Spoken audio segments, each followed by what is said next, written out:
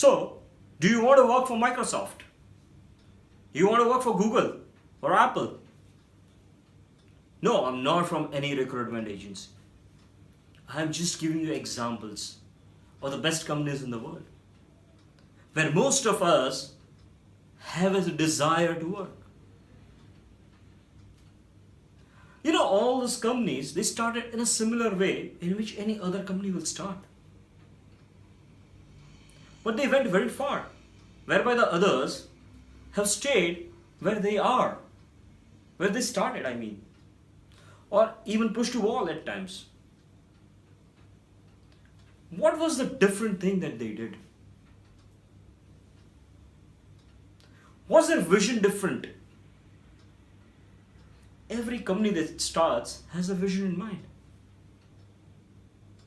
It is the people who made a difference. It was a contribution from their own people. They wanted to willfully contribute towards the vision of the organization. Each and every person here was aware about the vision the organization perceived. What made them do so? It was purely effective leadership. It was the way they were led. The leadership in this organization has created a momentum. It has created good clients. It has created a good team. It has created a good organization. And the organizations we know, the organizations we all want to work for, it's all about effective leadership. Leadership is all about influencing people. It's the act of influencing people. It's the action. A position does not make you a leader, but it all starts with a position. The day you get the position. The journey of your leadership starts the day you get the position. The day you get the title of a leader. What do you do next? You change the signature in your email. Team leader. You update your LinkedIn profile. You call your friends. You tell them you become a leader. All you mean to say here is you have got the position of a leader. Well, it starts from here. But the position does not make you a leader. We all know for a fact that there are a lot of people who have the position of a leader, but they are not good leaders. I'm sure most of you have worked with such leaders in the past or are still working.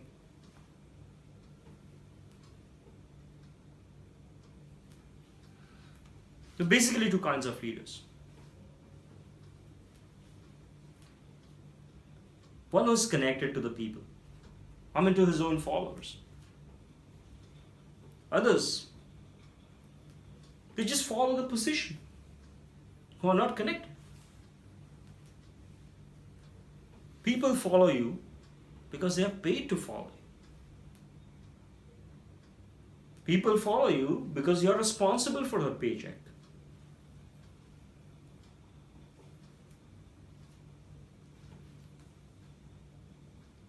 Leadership position gives you extra rights, extra permission.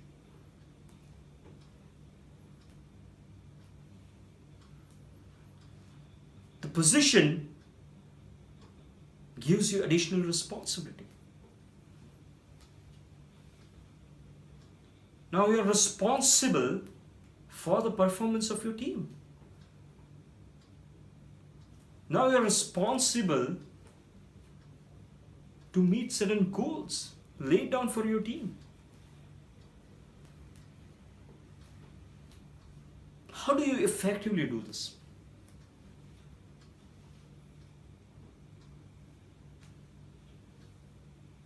If you're connected to your people, they will follow you. They won't follow your position, they will follow you. How do you do this?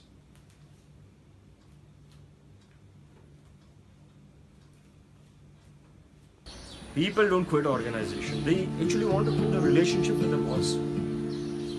Your rapport, your relationship with your team is the key to your effective leadership. Every leader is a role model. Your followers will do exactly what you do. If you come late to office, you can't expect them to be on time. If you give respect, you get respect. You need to build a relationship with your followers. You need to make them comfortable with you. You need to be approachable. You need to walk around your people. You need to listen to them. You need to observe them. When they are comfortable with you, when you have a good rapport with them, you make your people involved. They start getting involved in the organization. They start feeling at home. And you improve the circle of your influence. You start building a very strong base. You start building your tomorrow here. Make a habit to measure the performance of your team daily. You should be aware of who are your bottom performers. You should be aware of your top performers. You need to fix the performance issues because now you have to look at results. And now it's the time to deliver results. It's all about performance. It's all about your KROs, your SLAs, your SOPs, whatever you say. You need to ensure each and every person in your team is able to produce. You need to ensure each and every person in your team is aware about their targets. What you need to do here? You need to set your expectations. We are talking about goal setting with regards to their performance in specific. You need to show them where they stand. What is their current position? On a scale of 1 to 5, if it has been followed that way. You need to show them the path. You need to share the best practices that you followed, that has brought you here.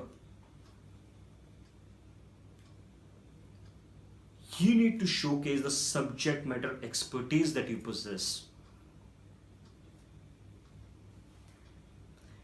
At times, there are going to be situations where you have to do a lot of hand holding. You have to support your people. I'm talking about a case of performance. People not able to meet their performance.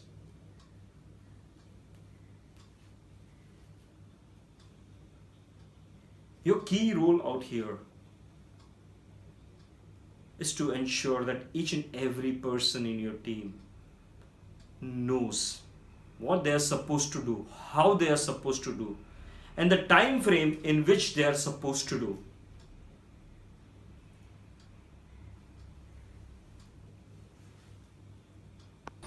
You have grown, and even your people want to grow.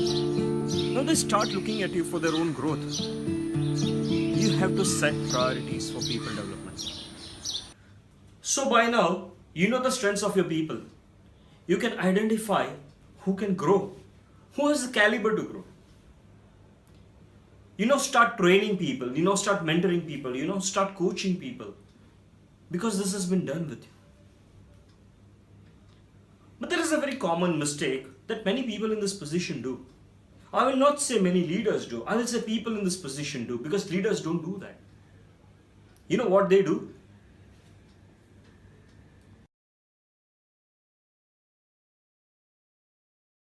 And they do it with almost everyone. All the hard work that you have done building the relationship, building the rapport with your people is vanished. You need to remember one thing. Your people are your biggest asset. Now we need to prioritize people development because not everyone can grow at the same time. You'll at times find yourselves into a very challenging situation. You'll see some people in your team growing.